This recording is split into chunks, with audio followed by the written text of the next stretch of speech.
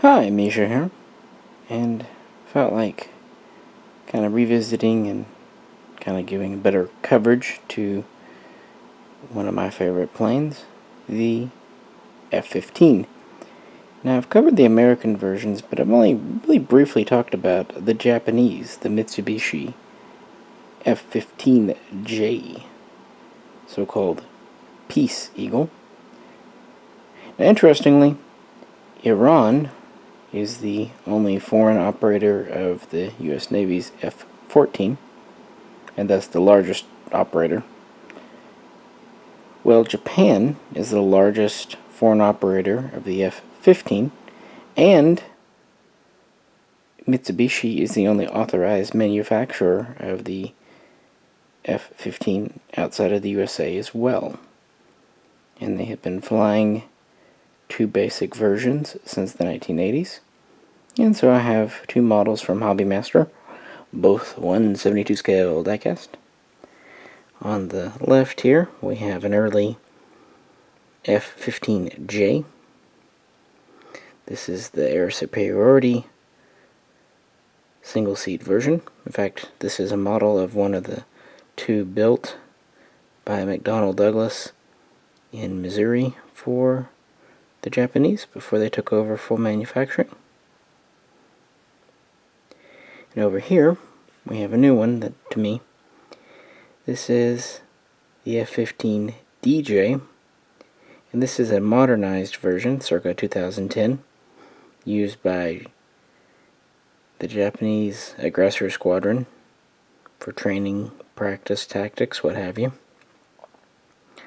And this one, as far as I know, was built by Mitsubishi, or at least assembled by them. And both are equipped with armament, like all Hobbymasters.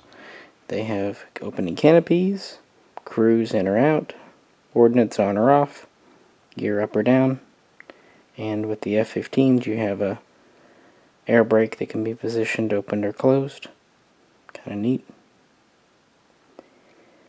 So yeah, just an interesting story of how this happened, and it's been a part of Japanese air self-defense forces for a long time. And it all kind of dates back to the 1960s. At that time, Japan was flying the Lockheed F-104 Starfighter, specifically the J single seat and DJ two-seat version for them. They were also flying the F-4 Phantom and RF-4 Phantom reconnaissance plane.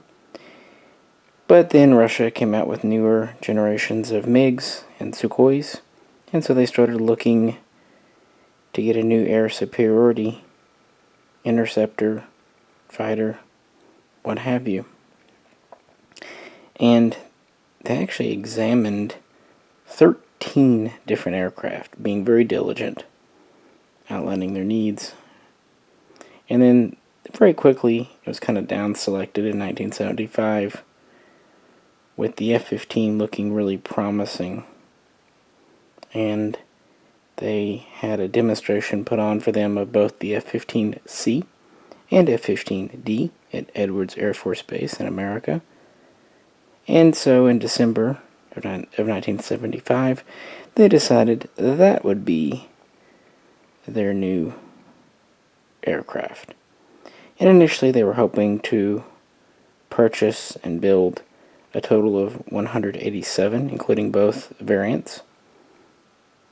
They were hoping again for the one-seater to be air superiority patrol interceptor, and the two-seater was kind of more of a multi-role. Yes, training of course, but also for other combat missions it was fully combat capable and has been used as such. But having a second person in there does open up options for either longer range missions or just, having two pairs of Mark I eyeballs. And with that, the process got underway. The F-15J, and DJ for that matter, is extremely similar to the American counterpart, F-15C and F-15D. Really, the only difference is there's a few that just suit Japanese self-defense force needs. There's also some political changes and some changes made just to give Japanese industry a role. Negotiations occurred in the late 1970s. By 1978, Mitsubishi was named the prime contractor in Japan, and a licensing agreement had been worked out between them and McDonnell Douglas. And things were going alright, but then there's a congressional review, and the Department of Defense decided to deny Japan some access to some of the more sensitive equipment to do with the radar, electronic countermeasures, and what have you. Japan would again kind of apply under an aid program to have access to this in 1980, and again would be denied. However, the U.S. would loosen up in the 80s, and by 1987 they would get access to some more of the advanced components of the F-15C series, but that's kind of getting ahead. For the most part, the F-15J was identical to the F-15C. It used basically the same engine, although it was produced under license in Japan. It had very much the same capability of radar, and it used a pretty equivalent electronic countermeasure system made in Japan. It had its own radio system, of course, to work with their needs, and it used its own kind of indigenous versions of American AIM-7 Sparrow and AIM-9 Sidewinder missiles. But yeah, for the most part, same plane. It was just under 64 feet long, with a wingspan of just under 43 feet. It had a maximum ceiling of 65,000 feet, and of course it had the same very impressive climb rate that you know of the F-15. It could get up to Mach 2.5 or greater at high altitudes, and even at low altitudes it could get up to Mach 1.2, so it was no slouch. It had a 20, or has, I really should say, they're still in service, a 20mm cannon with nearly 1,000 rounds of ammunition. It can target both other air targets or targets on the ground. It has 10 hard points in total, counting multi-racks. It can carry up to 3 external fuel tanks, again just like the U.S. Air Force. It cannot deliver nuclear weapons because Japan. Interestingly, unlike the original F-15C, the F-15J was delivered with limited ground attack capability, namely racks to drop bombs like the Mark 82 and a couple of others. Pretty primitive, but you know, it was there. It was a thing. And so, yeah, 1979, they get up and running, and McDonnell Douglas builds the first 2 F-15Js in Missouri, and the first one flies on June 4, 1980. After this successful test, it is taken on a test cruise to Japan, July 15th, 1980. And from there, things get up and running. After the first 2 kind of pattern aircraft were delivered, McDonnell Douglas would make essentially 8 parts kits. They would build all the sub-assemblies, and then Mitsubishi would do final assembly of those. And the first Japanese assembled F-15J would fly in August of 1981. And around the same time, the first units started getting organized and preparing to deploy with the new plane. And, okay, there's a story behind this. I don't know what it is, but there's a story. The F-15J was officially adopted, put into service on December 7th, 1981, which means exactly 40 years to the day of the Japanese attack on Pearl Harbor. Yeah, there's a message there. There has to be. The two-seat went into production at the same time, but we'll kind of bounce back to it in a minute. In 1982, the first squadrons achieved initial operational readiness, and throughout 83, training continued. And then in March of 1984, the F-15 began to replace the F-104 Starfighter at the Chitos Air Base, which is actually very important because it was a key area for patrolling the waters around the Japanese islands, protecting them against penetration from Soviet fighters and, of course, potentially Chinese fighters as well. And they still serve there today. They also, in 1983, set up the Aggressor Squadron, like we'll talk about in a minute, for training. And so they started to just kind of populate the Japanese Air Self-Defense Force and would be stationed. Ultimately, they would have 7 squadrons stationed at 4 main bases, plus an additional squadron for training, and the Aggressor Squadron, so on and so forth. And they would begin to replace the older planes. Of course, later on, they would also be joined by the Mitsubishi F2, which was a license-built variant of the F-16. But thanks to those planes, they were able to retire the 104 Starfighter quite early on, although they didn't finally retire all of the RF-4 Phantoms up until just like last year. They kept them around for a while.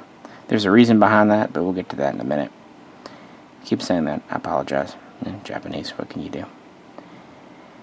But there's not a lot of combat service history, of course, with these. They served their roles well. They were used for practicing and really just to give Japan an edge. Back in the 80s, this was a cutting-edge fighter, and the F-15J was not a neutered or defanged version, and it really gave Japan a great deal of confidence and ability, at least potentially, to strike back at any Russian, Chinese, North Korean, whoever might try to penetrate their airspace.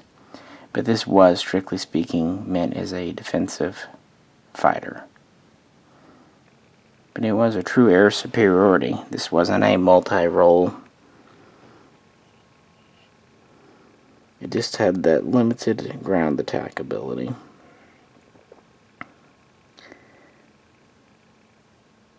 So, yeah. About that technology exchange. So yeah, the F-15DJ, the 2-seater version. I'd wanted one of these for a while with really no reason. I just thought it was neat. And finally, as they started to run out, supplies of diecast models have gotten very low this year with, of course, going out of stock because of COVID. Anyway, after years of negotiating with the U.S., Japan finally received the Multi-Stage Improvement Package, MSIP, in the mid-80s. And then beginning in 1987, they began to upgrade at least part of their F-15 fleet. They would get a updated central processor for the computer system. They would finally get access to some of the American electronic countermeasures, electronic warfare packages. They would get an engine upgrading. They would update the weapons systems. Things like that. Originally, the F-15J, like the F-15C, used the AIM-9 Sidewinder, and then the AIM-7 Sparrow, the Sidewinder being short range, the Sparrow being medium range. After this first round of updates, they were starting to use the Japanese, the Mitsubishi AAM-3, which was basically an improved AIM-9 Sidewinder, made in Japan. And again, not every aircraft got all these updates or whatnot, but several did. And I've sometimes seen these referred to as the F-15MJ, but that doesn't seem to be a consistent reference. And by the late 80s, most squadrons were retraining with these, and by the 90s, all that were going to get them pretty much did. And production would end in 1997 for both the J and DJ. And then in 2003, in July, the next improved version would take its test flight, and then it would be shipped to the Japanese Air Self-Defense Force Testing Wing that October.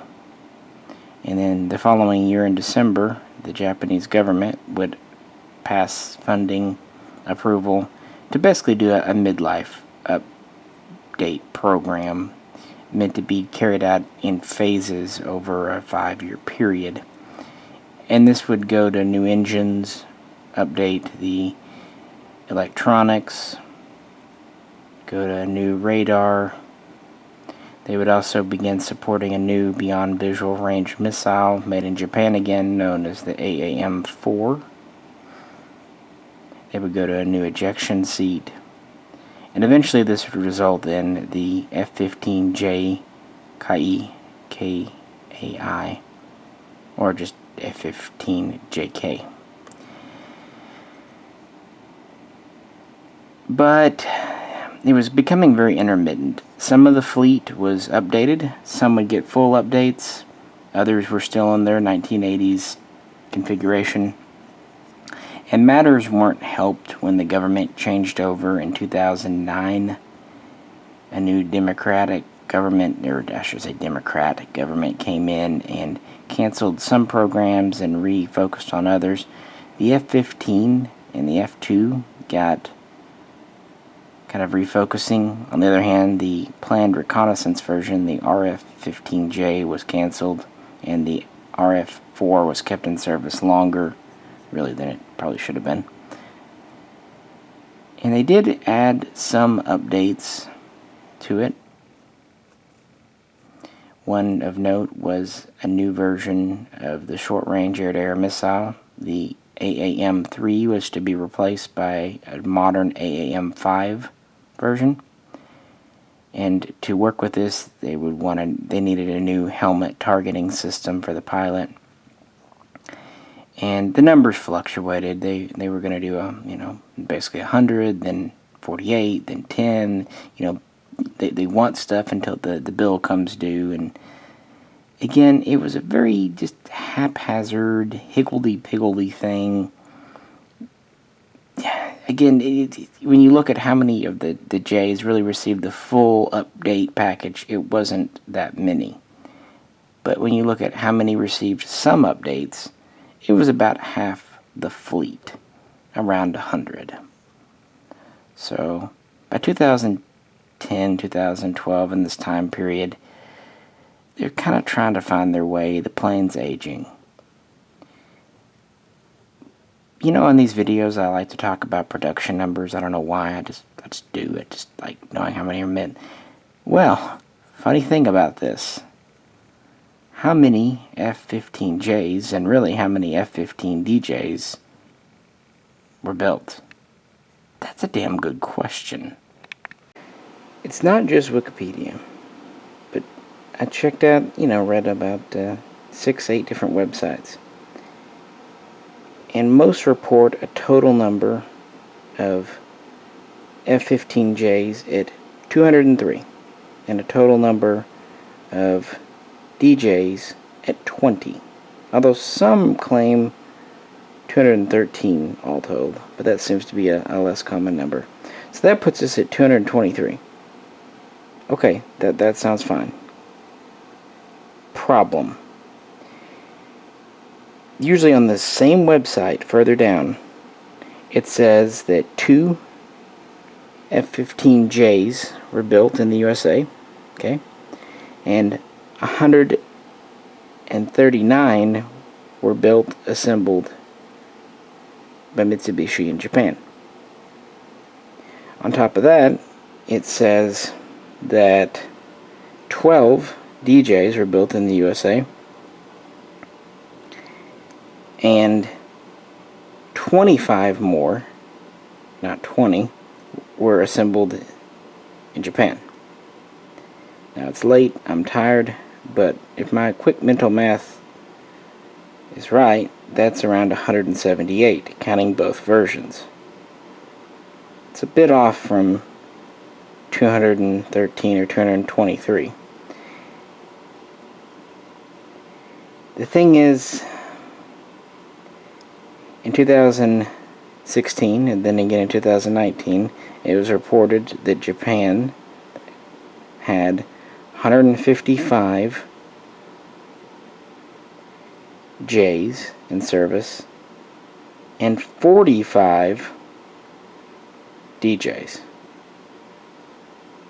I've not read any other source that claims they had that many DJs especially. On top of that, we know at least a dozen have been lost to crashes, accidents, things of that nature between 1983 and 2011. So what is going on? The numbers really don't add up. Just thought I'd throw that out there. I wish someone would clarify. It's a little frustrating to me when I read a website or an article that literally contradicts itself within a few paragraphs. But anyway, I'll shut up about that now. The upgrade programs and stuff would continue, but funding, it would be very fitful, start and stop. And at the same time, the Japanese Air Self-Defense Force has been called upon recently more frequently to scramble to intercept Russian, Chinese, and now North Korean jets trying to probe their airspace. Yes, make your jokes. The problem is that's putting a lot of extra hours on the airframes, meaning that the planes are wearing out faster than expected. And again, roughly half, which nominally people say half is 100 for this fleet, haven't even really been upgraded since the 80s. So something really needs to be done. Japan did acquire, or is in the process of acquiring, around 32 F-35As. It's kind of an interim measure. And in 2018, they talked about acquiring more A's in addition to some B's, maybe as many as 105, to kind of replace these. And they even talked about selling off the older F-15Js to help fund them. And they do have some F-35s in service now. And again, in April of last year, 2019, they talked about the idea to sell off the older planes and find the funding to kind of update the existing ones. But then in October of last year, in a kind of a foreign aid thing, the U.S. approved a program to assist Japan in updating 98 of their J's and DJs to basically the F-15J Kaihi standard, getting new computers, better engines, access to newer modern weaponry. And if this goes forward, it looks like the F-35, aside from the existing 30 some odd they have, won't. And the F-35 hasn't been great. Japan had a crash of their first one that they tried assembling, last year. And while the F-35 is more survivable in a modern combat situation, stealthier and all that, it must be kept in mind that it has a more limited payload than the F-15. It has shorter range, and it's slower, quite a bit slower, at Mach 1.6 versus 2.5 at altitude. So performance-wise, it's actually a decrease, but survivability-wise, and modern electronic-wise, it would be an update. So instead, some in Japan now have talked about going to a homegrown domestic design, tentatively named the F3, which will be a modern 5th generation stealth fighter. And this idea to kind of produce their own seems to be spurred on by the Chinese J-20 that they seem to be going ahead with. And so if that happens, it looks like what they'll do is just update, kind of standardize 98 F-15Js and DJs together, getting them as modern as possible in the 2020s and keeping them around at least until the 2030s, and then phasing them out in favor of something like the F3. But this is all speculation. But the takeaway is Japan does not seem all that enamored with the F-35, although a few years ago they definitely wanted it. But really what Japan has wanted, and they've even requested in the past and were denied, at least then they wanted the F-22 Raptor, but the U.S. has never let that go. So it's kind of clear they're going for more of the high-performance stealth interceptor than they are the more multi-role fighter like the F-35. So in talks for the newer updates, they're considering upgrading its missile carrying capabilities to as many as 18 if they don't have external tanks, and also adding a bit more multi-role capability by giving them the ability to launch cruise missiles and other guided air-to-surface munitions. But again, that's kind of all speculation.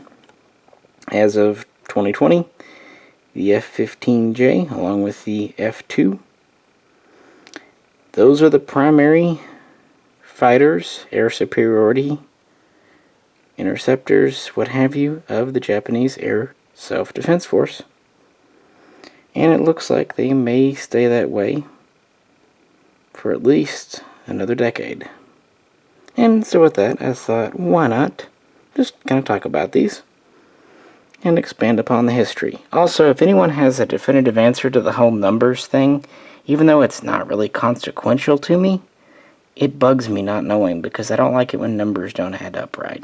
So if anyone knows for sure how many were made and how many are really in service, I think what they're doing is they're taking a total and then adding. Like instead of saying they have 155 total, and of those 45 are DJs or whatnot, I think they're kind of adding upon adding.